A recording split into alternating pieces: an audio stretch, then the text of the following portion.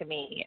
As a survivor of sexual assault and being raped when I was 21 and having experienced a lot of victim blaming, whether intentional or unintentional, I was really trying to figure out a way that we could raise awareness around how prevalent the issue of sexual assault is for both males and females and people of other gender identities. And I really felt like this was a really good way to kind of become an advocate. It's an easy way. You wear jeans on April 24th. It's a way to support survivors. It's a way to talk about sexual assault. People don't really like to talk about this subject. They oftentimes talk about sexual assault like it's something that the, bad guy does to a jogger on a trail. It's the stranger danger. And that's not what sexual assault is at all. As a matter of fact, more people that are sexually assaulted are assaulted by someone they know than someone they don't. By a relative, by a neighbor, by an acquaintance during a date rape, even being married. All of those things are far more prevalent than someone being raped by a stranger. Because one of the things, I was just reading an article earlier today, and I wondered if you wanted to speak on this as well, which I guess kind of comes to victim blaming, that I found really interesting. It was an article maybe from a few days ago here in our local paper, but it was talking about how a lot of times the plea bargain system also does not help you people that have been victimized by various forms of sexual abuse, because oftentimes the person is plea bargained down to a position where they don't have to register as a sexual offender. They don't have to oftentimes even the crime isn't listed that way. It might go down to some sort of misdemeanor that doesn't even imply what was going on in the attack and everything. And so I'm thinking that you as women and men and everybody else that has been victimized, that is also part of the victim blaming. When you see that the system at large is also finding ways to let these folks, for lack of a better term, off and not have to actually face any sort of justice in the true sense of the word. Yeah, absolutely. In fact, I literally could get up on a soapbox about our judicial system, and it's unfortunately really, really re-victimizing for victims to. It's really hard for victims of sexual assault to come forward in the first place, especially because we have so much shame and there's so little believability. And then when you add the judicial system in the mix, we have a local case going on right now where an assistant principal at a high school was touching young girls at the high school level, and he pled down to a misdemeanor. He'll never have to register as a sex offender. He doesn't get his teaching license taken away. And those young ladies who came forward are devastated. They're absolutely devastated because they went through all of this, and then they come out on the other side, and it feels like they did this for nothing. And it's really frustrating. Really, really frustrating. And we see it all the time. Because I'm sure that you probably could identify with a lot, whether it's some of the famous people, like I believe there was one of the judge candidates that there was accusations of things that had happened with him and various women in his life, of course, whether it was Cosby, whether it was others. I'm sure that when people are saying, why did these people wait 5 to 10 years, you probably can identify because you probably yourself, I don't know whether you immediately reported it or if you waited till later to report it, but I'm imagining that a lot of people wait, if not years, days, and sometimes even a long time in order to understand that they can report it. And you actually earlier mentioned that even some of these attacks happen within the confines of marriage. So that probably either adds even another kind of perspective because, yes, you want to report the fact that you were abused within the marriage, but at the same time, some people, for whatever reasons, are trying to save the marriage, even though those kind of attacks, I don't know that the marriage can be saved, but I do know that people sometimes, just like they keep in marriages for kids, I imagine there are people that probably stay in marriages even though they know they're being abused and know that it's not healthy. Yeah, there's a lot in what you just said. I did not have the option to not tell right away because I had been kidnapped and shot and raped in an alley by strangers. And so I was like hurt and had to find help. So I didn't have the opportunity to not tell.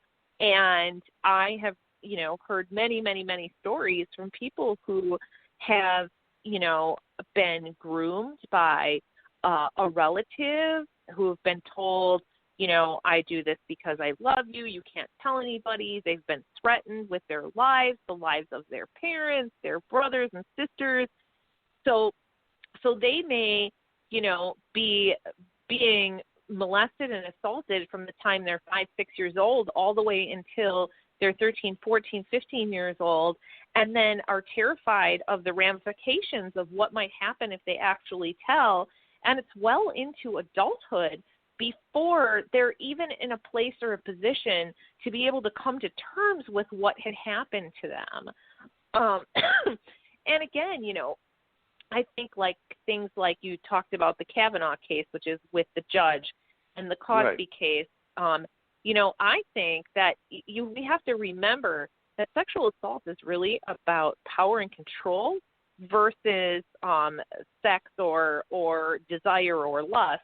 And so for a lot of these women, there was a huge amount of power men overheld from these women. And, if it's somebody's reputation, if it's someone's wherewithal, if somebody's afraid they won't be believed, if they're going to be blamed because maybe they shouldn't, feel like they shouldn't have gone into that person's home, or, maybe they were drugged and they don't remember everything. All of those instances are things that keep people from feeling empowered to be able to speak up and talk about what happened to them. And then when you get glorification, certainly in the Kavanaugh case, of this guy getting elected to the Supreme Court, I felt completely defeated after that. I was absolutely taken aback. I thought, what if this individual cannot be, is going to end up being in the Supreme Court even after all of this testimony and everything that has come up? That's a really scary prospect for me as a survivor, to think about all of these women that are going to have a difficult time coming forward, and men too. I mean, I've heard from many of my, I grew up in musical theater. I've heard from many of my male friends that there's no way that they could have ever reported, being assaulted in the theater business because they were men, and that wasn't a thing.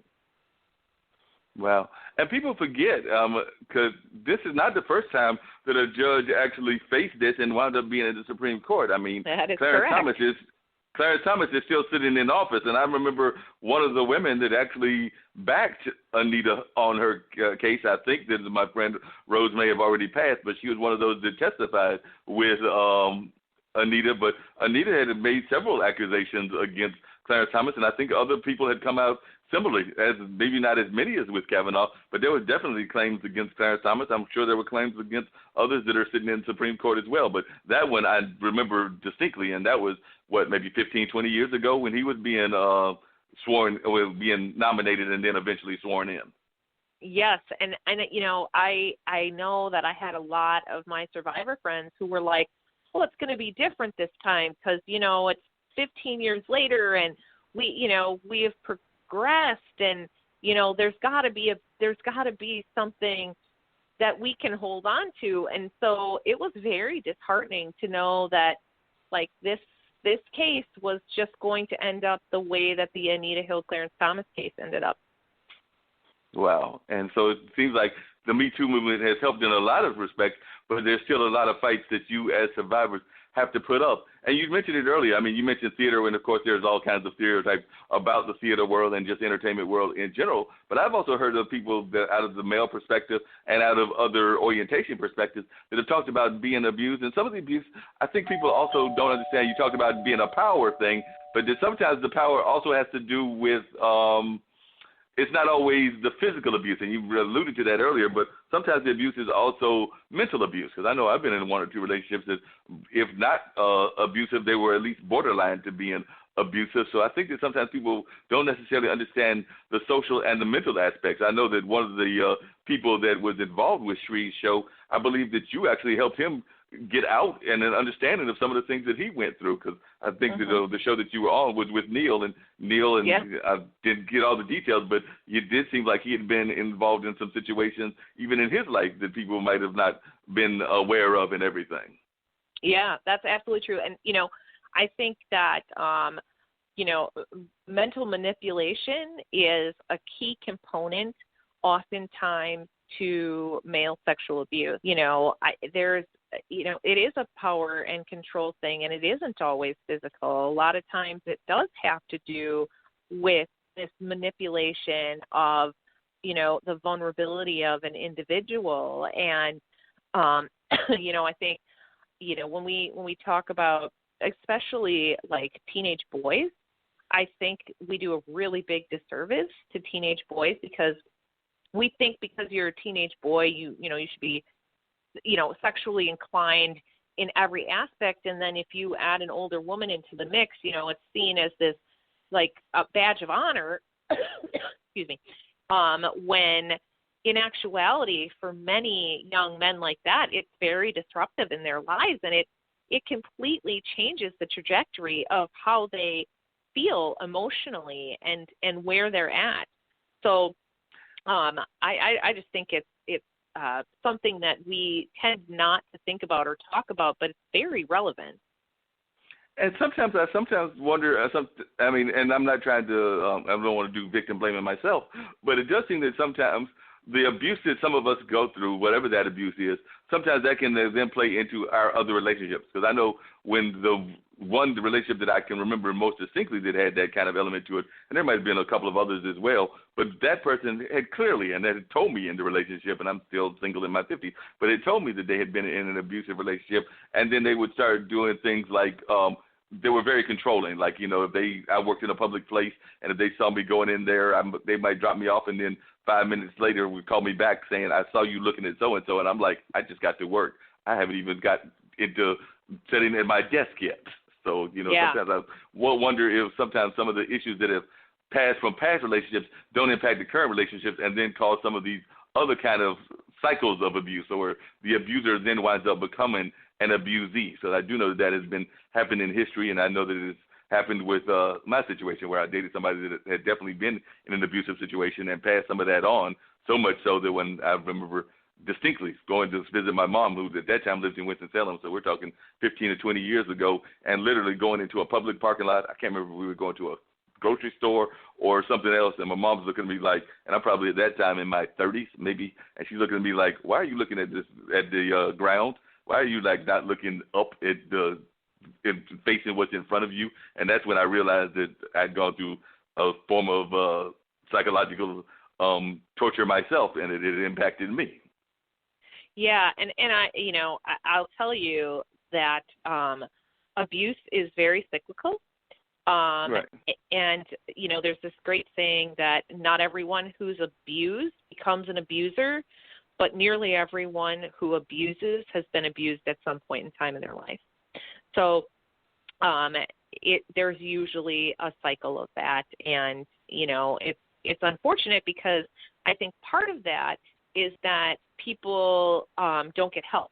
And so they may be abused themselves, and then 15, 20 years later, when they're in a relationship and it's unhealthy and they're doing things, to personify, their own abuse, they don't even recognize that it stems from the fact that they were abused themselves. And it's no excuse. It's just simply a fact. It's just what happens. And it's, sometimes it's really hard to get out of those relationships, especially, I think when they feel borderline, like, I can't really tell if this person, is doing this because they love me, or are they trying to control me? Those situations can get really, really tricky for people. And that's a lot of times why people don't leave relationships, because okay most of the time, but then there are these really glaring times when it's not, and what am I supposed to do about that? So